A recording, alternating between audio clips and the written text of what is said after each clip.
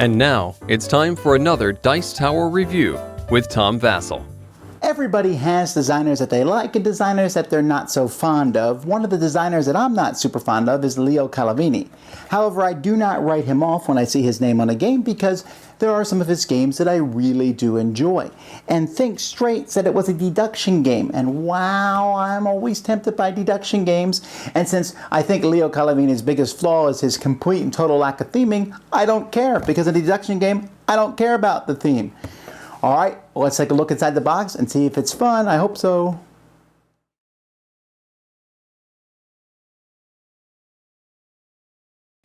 Now in this game, the goal is to get the most points. So how do you do that? At the beginning of the game, you're going to draw 6 cards, one of each color. Well, you can play a simpler game where you don't play with the color gray, but I'm going to play with the color gray because why not? So you're going to draw one card, but when you put them in your rack, you're going to put them in such a way that you can't see them. Everyone else can see them, but you are not the person who can see them. You're also going to be taking one card of each color out of the game. So there's going to, you don't have perfect information. So you take one of each color, and without looking at it, they're out of the game. Then each other player is going to do the same thing. So once all the players have done that, you'll be able to see all their cards. So we'll turn these a little bit. When you're playing, you're going to be able to see the players' cards. Now, if you're playing with less than 4 players, then you will still put these up and they'll just be kind of like dummy, not dummy players, but cards that both players can see. So each player is going to have a sheet, and I'm going to be able to use this pen and eliminate, for example, the 7 blue, the 7 4, and the 7 1. The blue 1, the blue 4, and the blue 7. I can eliminate those because I can see those. So I can eliminate 18 numbers, and you do so by crossing these off the sheet. You're going to use this sheet to keep track of which numbers you have eliminated. There's going to be a certain number of rounds over the course of the game depending on the number of players. That's where it will end. And whoever is the farthest one back score-wise is going to roll 3 dice. They're going to place these dice on the colors they roll, but they can change one of them to whatever color they want. So let's say I change this one to red, blue, and purple. Then, starting with the lowest player, each player is going to take one of these betting tiles. And there's several betting tiles here. You can see there's a 1, there's 2 2s, 2 3s, a 4, and a 5. So maybe I'll take this 2, and I'll say, I think that when you add my red, my blue, and my purple together, that it's going to be somewhere between 2 and 8. And I put that there on top of those. And everyone else can see the 2 through 8. I just put it on the numbers that I think it's from. Everyone else is going to look at my cards. And they are going to, after everyone has put these out, and each person's going to put out different numbers of bids. You can see the 1's very long, while the 5 is an exact number. And that one, but these are, the number on them is the amount of points you're going to get. So players are going to look at mine, and they're going to say yes or no. So in this case, they would say yes. Great, now I know that when I add these 3 numbers together, that it's somewhere between 2 and 8. And so I would write that on my sheet. I'd mark the colors, and I put between 2 and 8. If not, they would tell me whether it was higher or lower. Now, if it was lower, that'd be really useful, because it means it's between 0 and 1. But if it was higher, I'd write that range on my sheet. And so each time people give me this information, I'll be able to figure things out. If you're wrong, however, let's say I was wrong, then you would have to get rid of one of your numbers. So if, let's say I was wrong, I'll say, oh, I'm a 1. I have this information now. And I changed my purple number. Now everyone else sees that the new number I drew is a 0, but I don't know that, and I just put it there. And if there is no of a color left, you don't switch it out. But this is another way to eliminate. But remember, one of each color was taken out at the beginning of the game. If you're correct, you're going to go forward as many points as shown on the betting thing. And you can see that the smaller they are, the more points they're worth. In fact, the 5 is worth so many points. It also, if you're incorrect player, you don't get told whether you're right or wrong. That's why it's red. Whether you're too high or too low. Otherwise, you're going to be using that information and marking it down. And each round, whoever's in last place will roll the dice, and you'll continue doing this. Also remember that if someone else takes one of these, you can't take that exact one.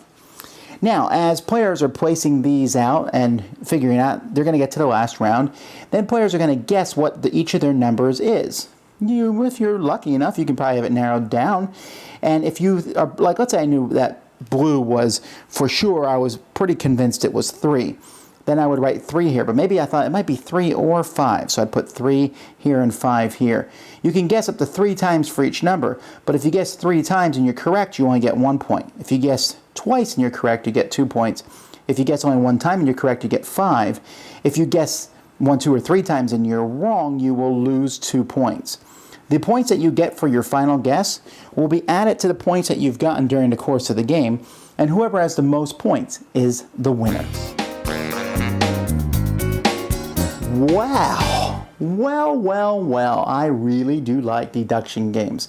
My favorite deduction game is probably Sleuth, but I have to say, this is number 2 maybe, gameplay-wise, but could inch up to being as good as Sleuth. That is how much I thought I liked this.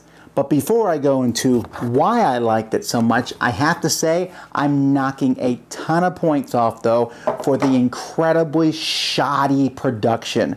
This game is really fun, but yet the board is essentially a piece of paper. There are no numbers on the track, so if anything moves, you don't keep track of points that way. The cards are really small, flimsy, bad quality, with easily bent corners, which really matters in a game where you're staring at them for a long time. The score pads are fine, but there is no shield, and so the whole game you have to sit with one of your hands covering your score pad. In the book, they showed them behind the cards. That's not enough to hide it from other people, and it's really critical that people don't see what you're writing on these pads. If they just glance over and see you crossed off the blue 0, that might be enough information for them.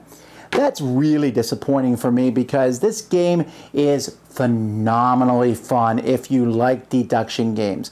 Taking 3 numbers and adding those together to get a range of numbers, and then maybe having 2 colors that are the same and then another color is different, and then you compare those.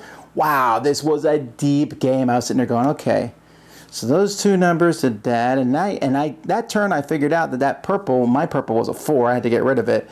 So if I know that those were between 7 and 10, that means that the other 2 numbers were between 3. Were between 3 and 6, or yes, 3 and 6, because the purple 4 was in there. And so I'm writing all this information down on the sheet, and I'm having a great time figuring out my numbers.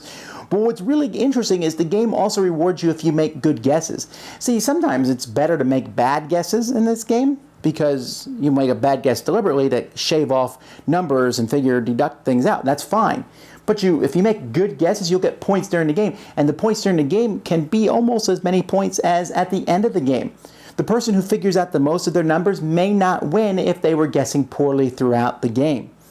And I really find this a fascinating, fun, back and forth game. And because you have all 4 trays of cards up, it works just as well with 2 players, 3 and 4.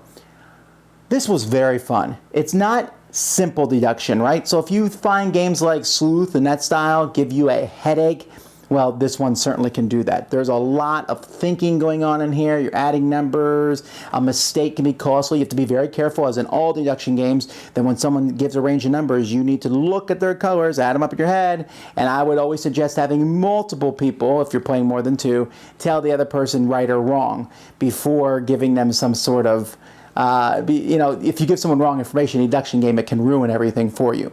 Still, wow, I have to say I was blown away. Easily one of the best thinking experiences I've had in a really long time.